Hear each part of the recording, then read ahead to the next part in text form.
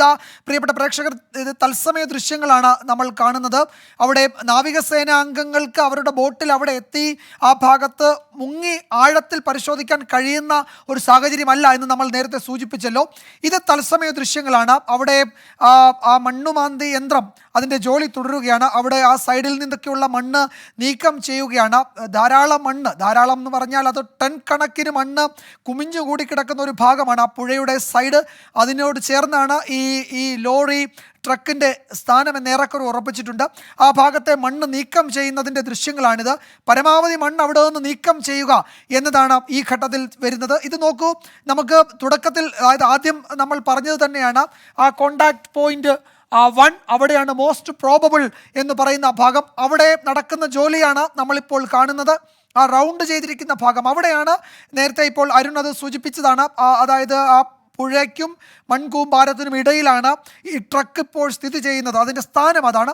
അവിടെയാണ് ആ തെരച്ചിൽ നടക്കുന്നത്. അവിടെയാണ് യന്ത്രക്കൈ അതിൻ്റെ ജോലി ചെയ്യുന്നത്. അതിൻ്റെ ചുറ്റുപാടുമൊക്കെയുള്ള മണ്ണ് നീക്കം ചെയ്യണം. കാരണം നമ്മൾ ഈ പുഴയിൽ നിന്ന് മണ്ണ് വാരുന്നതിനനുസരിച്ച്, മണ്ണ് നീക്കം ചെയ്യുന്നതിനനുസരിച്ച് ആ തീരത്ത് നിന്ന് മണ്ണ് വീണ്ടും താഴേക്ക് പതിക്കാനുള്ള സാധ്യത ഉള്ളതുകൊണ്ട് പുഴയിലെ മണ്ണ് നീക്കം ചെയ്യുന്നതിനൊപ്പം ആ കരയിൽ നിന്ന് മണ്ണ് മാറ്റുകയും കൂടി ചെയ്യുന്നുണ്ട്. അത് വലിയ ടിപ്പറുകളിലേക്ക്, വലിയ ടോറസുകളിലേക്ക് അത് മാറ്റി അവിടെ ഒന്ന് നീക്കുന്നതും അതിനുള്ള ക്രമീകരണം കൂടി ഹിറ്റാച്ചി മെഷീനുകൾ അപ്പുറം ചെയ്യുന്നുണ്ട്. അപ്പോൾ ഇതാണ് ആ എക്സാക്ട് നമ്മുടെ ദൗത്യ മേഖല എന്ന് പറയുന്നത്.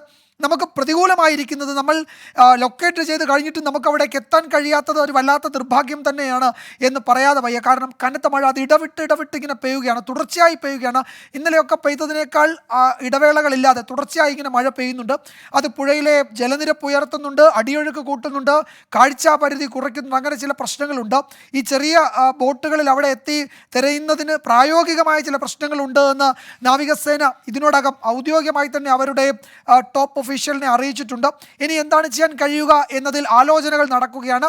കുറെ കൂടി വലിയ ബോട്ടുകൾ അവിടെ എത്തിക്കുക എന്നതാണ് പ്രായോഗികമായി പറ്റുന്നത്. അതിൽ ആ സ്ഥാനനിർണ്ണയം, അല്ലെങ്കിൽ ആ നിർണ്ണയിച്ച സ്ഥാനത്ത് ഇറങ്ങി പരിശോധിക്കൽ കുറെ കൂടി വലിയ ബോട്ടുകൾ ആവശ്യമാണ്. അതായിരിക്കാം ഒരു പക്ഷേ അടുത്ത ലക്ഷ്യം എന്ന് കരുതുന്നു. പക്ഷേ അതിനൊക്കെ അപ്പുറത്തേക്ക് നമുക്ക് ഈ വെള്ളത്തിനടിയിൽ ഈ മൺകൂമ്പാരത്തിലെ ചെളിയിൽ അടിഞ്ഞ് അല്ലെങ്കിൽ അതിൽ അമർന്നു പോയ അർജുൻ്റെ ആ വലിയ ട്രക്കിനെ എങ്ങനെ ഉയർത്തിക്കൊണ്ടുവരാം എന്നതാണ് ഏറ്റവും പ്രധാനപ്പെട്ട കാര്യം. അതിന് വേണ്ടുന്ന യന്ത്ര സാമഗ്രികളെന്ന് നമുക്ക് പറയാവുന്ന ഹെവി മെഷീനറികൾ വേണമെങ്കിൽ അതല്ലെങ്കിൽ ആൾബലം, മനുഷ്യവിഭവശേഷി, മറ്റു സൗകര്യങ്ങൾ, ക്രെയിൻ ആവശ്യമുണ്ടെങ്കിൽ അതൊക്കെ എന്തായാലും ആ പരിസരത്തുണ്ട്. അതൊക്കെ അവിടെ സജ്ജമാക്കേണ്ടതുണ്ട്. പക്ഷേ ആ ഘട്ടത്തിലേക്ക് എത്തിയിട്ടില്ല. അതുകൊണ്ടാണ് അത് അവിടേക്ക് കൊണ്ടുവരാത്തത് എന്നാണ് നമുക്ക് ഇവിടെ നിന്ന് വിലയിരുത്താൻ കഴിയുന്നത്. അത് വൈകാതെ അതൊക്കെ അവിടെ എത്തിക്കും. ആംബുലൻസുകളൊക്കെ അവിടേക്ക് കയറി പോകുന്നത് നമ്മൾ കണ്ടു. ഉന്നത ഉദ്യോഗസ്ഥരൊക്കെ അവിടെയുണ്ട്. മഴ തുടരുകയാണ്. 1 മണിക്കൂറെങ്കിലും ഈ മഴയൊന്ന് മാറി നിൽക്കുകയാണെങ്കിൽ അടുത്ത ഘട്ടത്തിലെ ആ നിർണായക ഘട്ടത്തിലേക്ക് പ്രവേശിക്കാൻ കഴിയുമായിരുന്നു. പക്ഷേ നിർഭാഗ്യവശാൽ മഴ തുടർച്ചയായ ഇടവേളകളിൽ അവിടെ പെയ്യുകയാണ്. അതാണ് പ്രതിസന്ധി. ഇതാണ് തത്സമയ ദൃശ്യങ്ങൾ. നമ്മൾ നേരത്തെ പറഞ്ഞ ആ കോർ ഏരിയ എന്ന് വെച്ചാൽ ആ ദൗത്യ മേഖലയുടെ ഏറ്റവും പ്രധാനപ്പെട്ട ഭാഗത്തു നിന്നുള്ള വ്യക്തതയാർന്ന ദൃശ്യങ്ങളാണ് പ്രിയപ്പെട്ട പ്രേക്ഷകരിലേക്ക് എത്തുന്നത്. അവിടെ ആ യന്ത്രക്കൈകൾ അതിൻ്റെ ജോലി തുടരുകയാണ്. നേരത്തെ നാവികസേനാംഗങ്ങൾ അവർ 18 പേരുണ്ട്. അവർ 18 പേരുകൾ ആ ചെറിയ ബോട്ടുകളിൽ ആ ഭാഗത്ത് വന്ന് പരിശോധന നടത്തിയിട്ട് പോയി. പക്ഷെ അവിടേക്ക് ഇറങ്ങാൻ സാധിച്ചില്ല. മഴ കുറയുന്ന സമയത്ത് അവർ അവിടെ ഇറങ്ങുമെന്ന് നമുക്ക് ഈ ഘട്ടത്തിൽ കരുതാം. അവർക്ക് മാത്രമാണ് ഇനി എന്തൊക്കെ അവിടെ പ്രായോഗികമായി ചെയ്യാൻ കഴിയൂ എന്നതിൽ ഒരു അഡ്വൈസ് നൽകാൻ കഴിയൂ. അതുകൊണ്ട് അവിടെ അവരുടെ സേവനം ഉടൻ ലഭ്യമാകും എന്ന് കരുതാം. നേരത്തെ അരുൺ പറഞ്ഞതുപോലെ ലോറി കണ്ടെത്തിയിരിക്കുന്നത് ആ കാണുന്ന കരയ്ക്കും ആ മൺകൂനയ്ക്കും ഇടയിലാണ്.